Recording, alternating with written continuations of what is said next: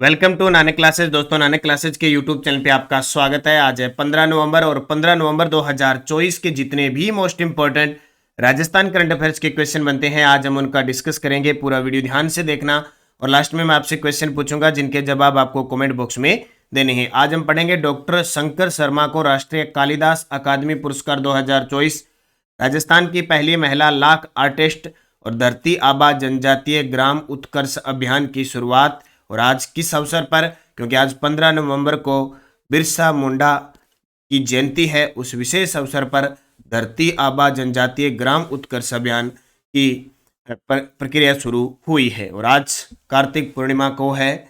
श्री गुरु नानक देव जी जो सिखों के प्रथम गुरु थे, उनके विशेष अवसर पर प्रकाशोत्सव पर बहुत बहुत शुभकामनाएं। श्री गुरु नानक जयंती की बहुत बहुत शुभकामनाएं आप सभी विद्यार्थियों को। और इस विशेष अवसर पर नानक क्लासेज लेके आया है आपके लिए विशेष छूट। नानक क्लासेज ऐप में चल रही जितनी भी ऐप्स के अंदर टेस्ट सीरीज है और वीडियो कोर्स है, उन सब में 50% की छूट आज रात 12 बजे तक। तो आप इसका फायदा उठाएं। डेली इस समय आप ये क्लास मिलती है, संडे के दिन वीकली और फिर मंथली क्लास मिलती है। सबसे पहले कल के क्वेश्चनों को रिवाइज करते हैं। कल हमने पढ़ा 13 नवंबर 2024 को राजस्थान की 7 विधानसभा सीटों पर औसतन कितने प्रतिशत मतदान हुआ? तो लगभग 69.29%। राजस्थान सरकार का पंच गौरव कार्यक्रम किस उद्देश्य से शुरू किया गया? तो ये शुरू किया गया जिलों के आर्थिक और सामाजिक विकास के लिए। प्रधानमंत्री नरेंद्र मोदी ने 13 नवंबर 2024 को राजस्थान में भारतीय जन औषधि केंद्र का शुभारंभ कहाँ किया गया? तो जयपुर, बाड़मेर और फालना केंद्र, जयपुर, बाड़मेर और फालना केंद्र किया गया। राजस्थान के किस विश्वविद्यालय में भारतीय ज्ञान परंपरा शोध केंद्र की स्थापना की जाएगी? तो राजस्थान विश्वविद्यालय जयपुर। और किसे डॉक्टर भीमराव अंबेडकर विधि विश्वविद्यालय जयपुर के कुलपति का अस्थायी कार्यभार सौंपा गया है? डॉक्टर देवस्वरूप। ये हमने कल पढ़ा था, इसका टेस्ट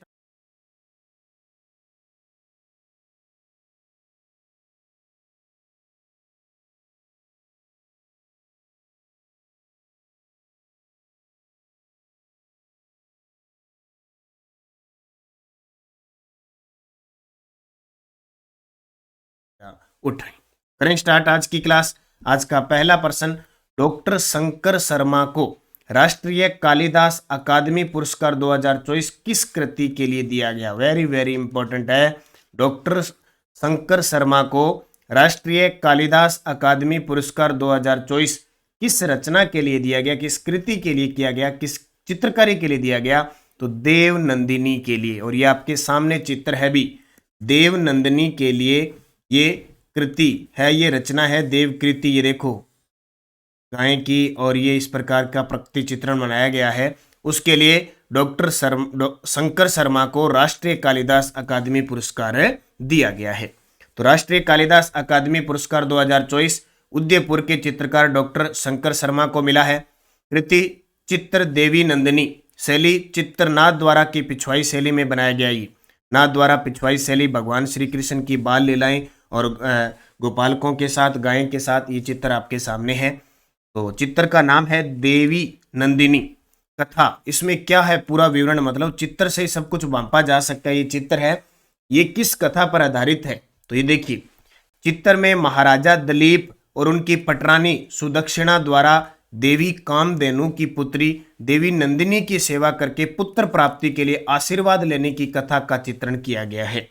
इस चित्र को बनाकर ये देखो, राजा और रानी ये दोनों ही हैं और इसकी पूजा कर रहे हैं, और ये इसकी पूजा करके पुत्र रत्न की प्राप्ति के लिए आशीर्वाद ले रहे हैं। यानी पूरे चित्र से वो कहते ना सचित्र वर्णन हो गया। प्रक्रिया, देश भर से 202 चित्रों में से डॉक्टर शर्मा के चित्र का चयन किया गया है। तो कौन सा पुरस्कार? राष्ट्रीय कालिदास अकादमी पुरस्कार 2024 उदयपुर के चित्रकार डॉक्टर शंकर शर्मा को मिला। राजस्थान की पहली महिला लाख आर्टिस्ट द्रौपदी को हाल ही में कला के क्षेत्र में कौन सा पुरस्कार मिला है? जी बिल्कुल, राजस्थान की पहली महिला लाख आर्टिस्ट, लाख मतलब लाख की चूड़ियां बनाए जाते हैं ना, लाख का काम किया जाता है। राजस्थान की पहली महिला लाख आर्टिस्ट है, उनको हाल ही में किस क्षेत्र में, किस कला क्षेत्र में कौन सा पुरस्कार दिया गया है? भूपेन हजारिका अवार्ड। कौन सा? भूपेन हजारिका अवार्ड। ये चित्र आप देख सकते हो, ये है द्रौपदी जी, जो राजस्थान की पहली महिला लाख आर्टिस्ट है। भूपेन हजारिका अवार्ड 2024 कब दिया गया? तो द्रौपदी समर्पण समाज गौरव 2024, यहाँ पे द्रौपदी यहाँ ये लगाना है, ठीक है। समर्पण समाज गौरव अवार्ड 2024 समारोह में कला के क्षेत्र के लिए भूपेन हजारिका अवार्ड से सम्मानित किया गया। द्रौपदी लाख कला की पहली महिला आर्टिस्ट और पुरस्कार विजेता है। द्रौपदी लाख की चूड़ियों से पेंटिंग तैयार करती है। लाख की जो चूड़ियां है ना, उनको पिघलाकर पेंटिंग बना देती है। ये देखो, लाख की चूड़ियों को पिघलाकर, लाख की सिस्टम को, चीजों को पिघलाकर पेंटिंग तैयार करती है। उनकी कई एग्जीबिशन राष्ट्रीय और अंतर्राष्ट्रीय स्तर पर आयोजित की जा चुकी है। कला प्रक्रिया लाख को गैस चूल्हे पर पिघलाकर और मोड़कर वे पेंटिंग तैयार करती है, जो राजस्थान की पारंपरिक लाख चूड़ियों की शैली से प्रेरित है। वे राजस्थान की पहली महिला लाख आर्टिस्ट है। तो लाख कला, पहली महिला लाख कला आर्टिस्ट, जरूर याद रखना इनका नाम है, जिन्हें भूपेन हजारिका अवार्ड 2024 मिला है। किसको? द्रौपदी जी को, जो राजस्थान की पहली महिला लाख आर्टिस्ट है। अगला प्रश्न देखिए, छठी राष्ट्रीय टेबल टेनिस प्रतियोगिता 2024 में राजस्थान की किस खिलाड़ी ने स्वर्ण पदक जीता? छठी राष्ट्रीय टेबल टेनिस प्रतियोगिता हुई 2024 अभी, उसमें राजस्थान की किस खिलाड़ी ने स्वर्ण पदक जीता है? तो आरना साहनी। किसने? आरना साहनी है, उन्होंने ये पदक जीता। तो कौन है आरना साहनी? छठी राष्ट्रीय टेबल टेनिस प्रतियोगिता 2024, इसका आयोजन कहाँ हुआ? इंटरनेशनल स्कूल स्पोर्ट्स ऑर्गेनाइजेशन द्वारा संचालित की गई और नोएडा में इसका आयोजित हुआ। राजस्थान का प्रतिनिधित्व करते हुए जयपुर की आरना साहनी ने प्रतियोगिता में भाग लिया और अंडर 14 श्रेणी छात्रा एकल में स्वर्ण पदक जीता। ये ध्यान रखना, क्योंकि राष्ट्रीय स्तर की प्रतियोगिता इसलिए इंपॉर्टेंट है। इस प्रदर्शन के आधार पर आरना साहनी ने 9 अप्रैल 2025 को सर्बिया में होने वाली ISSO इंटरनेशनल चैंपियनशिप में भाग लेने के लिए अपना स्थान पक्का कर लिया है। यानी राष्ट्रीय स्तर पर स्वर्ण पदक जीत लिया, तब वो इंटरनेशनल खेलेगी, तो ये बहुत बड़ी बात हो जाती है। तो किसमें? छठी राष्ट्रीय टेबल टेनिस प्रतियोगिता हुई नोएडा में, वहां जयपुर का, राजस्थान का प्रतिनिधित्व किया आरना साहनी ने, और कौन सा पदक जीत लिया? स्वर्ण पदक जीत लिया। जैसे स्वर्ण पदक जीता, आगामी 2025 में होने वाली सर्बिया के अंदर ये चैंपियनशिप हो गई, उसमें ये भाग लेगी। ये आपको ध्यान रखना है। अब देखिए, युग चेलानी कौन है? तो युग चेलानी ये उदयपुर के हैं और तैराक हैं। तनिष्क पटवा उदयपुर की है, तैराक, और हाल ही में चीन के अंदर ड्रैगन बोट चैंपियनशिप में भारत का प्रतिनिधित्व करते हुए इन्होंने कांस्य पदक जीता। और अनुया प्रसाद ये डेफ निशानेबाज है, मतलब मूक बधिर निशानेबाज है, जो लगातार अभी कुछ दिन पहले ही इन्होंने पदक जीता है। 18वीं लोकसभा राजस्थान के संदर्भ में निम्नलिखित कथनों का विश्लेषण करके सही उत्तर चुने। अब ये कल मैंने राज्यसभा के बारे में बताया था, आज एक क्वेश्चन 18वीं लोकसभा, क्योंकि राजनीतिक, सामाजिक, आर्थिक, ये करंट अफेयर्स की क्वेश्चन आते हैं, तो राजनीतिक दृष्टि से इस प्रकार की क्वेश्चन आते हैं। 18वीं लोकसभा राजस्थान के संदर्भ में एक कथन से प्रश्न बता रहा हूं आपको। महिमा कुमारी राजसमंद ने कांग्रेस के दामोदर गुर्जर को 3,92,223 वोटों से हराकर सबसे बड़ी जीत हासिल की थी। राजस्थान से 18वीं लोकसभा चुनाव में 3 महिला सांसद चुनी गई। टोटल सीट है 25, उसमें से 3 महिला सांसद चुनी गई, महिमा कुमारी, संजना जाटव और मंजू शर्मा।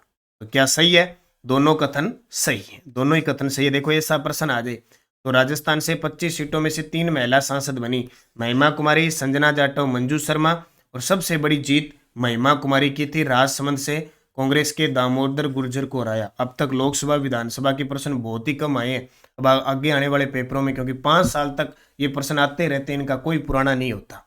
अब देखो, 18वीं लोकसभा चुनाव राजस्थान के संदर्भ में भाजपा को सीट आई थी 14 और कांग्रेस एनडीए इंडिया को आई थी 11, यानी टोटल मिला के 25 सीट है।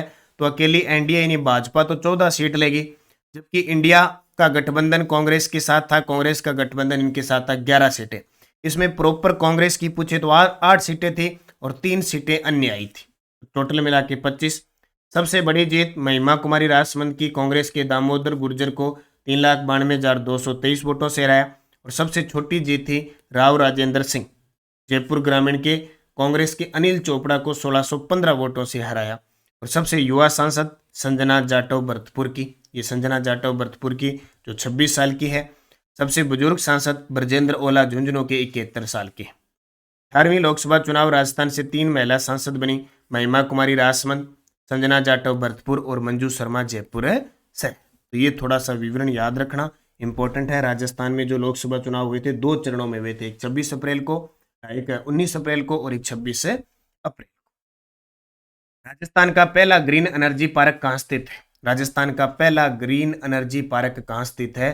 तो अशोक उद्यान जोधपुर के अंदर। अशोक उद्यान जोधपुर के अंदर राजस्थान का पहला ग्रीन एनर्जी पार्क खुला है। जैसे किशनगढ़ जयपुर में जयपुर का डेजर्ट पार्क है, ठीक है। उद्यान विहार श्री गंगानगर के अंदर एग्रो फूड पार्क है। कौन सा?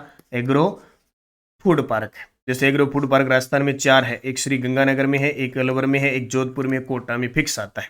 मेगा फूड पार्क है वो रूपनगढ़ अजमेर के अंदर है। फिनटेक पार्क है वो कहाँ पे है? जयपुर के अंदर है। इसके अलावा एक जापानी पार्क है निमराना में और दूसरा गिलोट के अंदर स्थापित हो रहा है। ये प्रश्न पार्क से संबंधित कोई ना कोई प्रश्न आता है। जीरो वेस्ट पार्क थोला आंधी गांव के अंदर है। इंटीग्रेटेड जो इंडस्ट्रियल पार्क है वो कहाँ पे है? जमुआ रामगढ़ थोलाई गांव जयपुर के अंदर है। तो ये पार्क की जितनी भी कहानियां याद रखना। तो अभी राजस्थान का पहला ग्रीन एनर्जी पार्क उद्योग उद्यान जोधपुर के अंदर स्थापित हुआ है। बस इतनी बात याद रखनी है। 15 नवंबर 2024 को आयोजित कार्यक्रम धरती आबा जनजातीय ग्राम उत्कर्ष अभियान का उद्देश्य क्या है? देखो, आज जनजाति वर्ग से अगर संबंधित बात करें तो किसका जन्म दिवस है? 15 नवंबर को बिरसा मुंडा का जन्मदिन है। मुंडा जनजाति से थे, उनका जन्म है और उनका संबंध झारखंड से है। और उन्होंने एक आंदोलन चलाया था, उल गुलान द ग्रेट ट्यूमुलेट नामक आंदोलन चलाया था। उस वजह से लोग उन्हें धरती आबा कहते हैं। धरती आबा का मतलब पृथ्वी का पिता। तो धरती आबा, इस अवसर पर हमारे राजस्थान में 15 नवंबर 2024 को आज कार्यक्रम जिसका नाम है धरती आबा जनजातीय ग्राम उत्कर्ष अभियान का उद्देश्य है। तो सीधी सी बात है, जनजातीय क्षेत्रों के विकास को बढ़ावा देना। जनजातीय क्षेत्रों के विकास को बढ़ावा देने के लिए ये चलाया गया। क्या है इसकी कहानी? धरती आबा जनजातीय ग्राम उत्कर्ष अभियान 15 नवंबर कार्यक्रम का विवरण। पूरे राजस्थान में इसका आज आयोजन किया जाएगा। इसमें मंत्रीगण जिला मुख्यालय पर मौजूद रहेंगे। मुख्यमंत्री भजनलाल शर्मा ने विभिन्न मंत्रियों को इन कार्यक्रमों में भाग लेने के लिए निर्देशित किया है। अब यहां से प्रश्न तो नहीं आएगा, ये प्रश्न तो नहीं आएगा भी किस मंत्री को किस जिले का संबंधित मंत्री बनाया है, वहां कार्यक्रम में मौजूद रहेंगे। लेकिन आपको यहां से कुछ चीजें मिलेगी कि डॉक्टर प्रेमचंद बेरवा हमारे राजस्थान के उप मुख्यमंत्री हैं, उन्हें चित्तौड़गढ़। मदन दिलावर हमारे शिक्षा मंत्री व पंचायती राज मंत्री हैं, प्रतापगढ़, क्योंकि मंत्री आपको पता होना चाहिए कौन किस विभाग का है। जोगाराम पटेल संसदीय कार्य मंत्री कानून मंत्री है जयपुर के। सुरेश सिंह रावत जल संसाधन मंत्री 12 का किला इन्हें सौंपा है। बाबूलाल खराड़ी को जनजातीय क्षेत्रीय विकास मंत्री है उदयपुर का जिम्मा सौंपा है। श्री हेमंत मीणा राजस्व मंत्री है सवाईमाधोपुर का सौंपा है। गौतम कुमार सहकारिता राज्य मंत्री है बूंदी का सौंपा है। और हीरालाल नागर ऊर्जा राज्य मंत्री है। ओटाराम देवासी पंचायती राज मंत्री है, उन्हें शाहपुरा का सौंपा है। यानी इन मंत्रियों को मंजू बागमार को सार्वजनिक निर्माण राज्य मंत्री सिरोही का, कृष्ण कुमार बिश्नोई के बिश्नोई को उद्योग व वाणिज्य राज्य मंत्री गरौली और श्री जवाहर सिंह बेडम गृह राज्य मंत्री शाहपुरा। यानी इनको क्या सौंपा है? इनको कहा है आप जाइए, ठीक है, आप जाइए और यहाँ कार्यक्रम में जो धरती आबा जनजातीय ग्राम उत्कर्ष अभियान है इस कार्यक्रम में मौजूद रहिए और यहाँ पे कार्यक्रम आयोजित कीजिए। तो ये अपने लिए ये इंपॉर्टेंट है कि किस दिन को 15 नवंबर को धरती आबा जनजातीय ग्राम उत्थान अभियान कार्यक्रम आयोजित किया गया।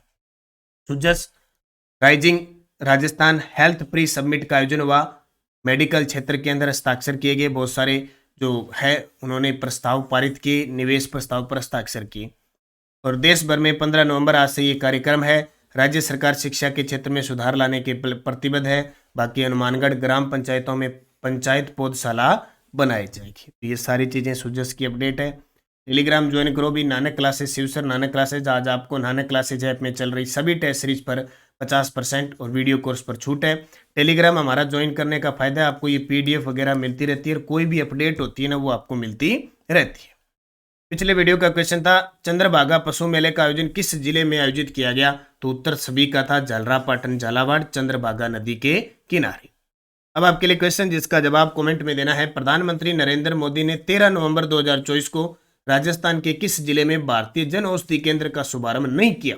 भीलवाड़ा, जयपुर, बाड़मेर, फालना। सही जवाब आपको कमेंट बॉक्स में देना है। जस्ट डे डोज बालाथल सभ्यता किस जिले में है? उदयपुर में। बालाथल सभ्यता की खोज वीएन मिश्र ने की। कालीबंगा सभ्यता किस नदी के किनारे है? घग्गर। किस सभ्यता से दोहरे जूते खेत के साक्ष्य मिले? कालीबंगा। और किस सभ्यता को ताम्र नगरी कहते हैं? आहड़। ये सारे आपको याद रखने हैं। अब आपके लिए क्वेश्चन जिनके जवाब कमेंट बॉक्स में देने हैं। राजस्थान के उत्तरी और पूर्वी जिले में कौन सी मिट्टी पाई जाती है? सीटी 10+2 में आए हुए। इंदिरा गांधी नहर राजस्थान के किस क्षेत्र से संबंधित है? पश्चिम से या पूर्व से या दक्षिण से, इस प्रकार बताना है। अरावली पर्वतमाला का दूसरा सबसे ऊंचा पर्वत शिखर कौन सा है? और जयपुर में छोटी तीज का त्योहार किस माह में बनाया जाता है? इन सभी के जवाब आपको कमेंट बॉक्स में देने हैं। जाते जाते आप सारे विद्यार्थी वीडियो को लाइक कर देना। भाई मैं टारगेट रखता था 4000 लाइक का, लेकिन मुझे पता लग गया कि आप वीडियो ही देखना चाहते हैं, लाइक करने का आपको कोई मतलब नहीं है, मतलब दूसरों से आपको कोई मतलब नहीं है। इंसान वास्तव में स्वार्थी होते हैं, उनके लिए कितना भी कर लो उससे कोई मतलब नहीं है। उस दिन मैंने कहा था कि हम टारगेट रखते हैं 4000 लाइक का, तो 4000 विद्यार्थी लाइक नहीं कर पाते। इससे 24 घंटों में 7 से 8 गुना विद्यार्थी देख जाते हैं, लेकिन सिर्फ फ्री का एक आप बटन नहीं दबा सकते, लाइक नहीं कर सकते। तो शेयर और सब्सक्राइब तो आपको करना पड़ता है, नहीं तो नोटिफिकेशन रहते हैं। शेयर तो फिर करो ही क्या, आपकी मर्जी है। जैसा कर्म करोगे वैसा फल मिलेगा। मैं मेरा कर्म कर रहा हूँ और आपको डेली क्लास दे रहा हूँ, बस इतना आपसे काम नहीं हो पा रहा है। तो आप देख सकते हो आप क्या कर सकते हो।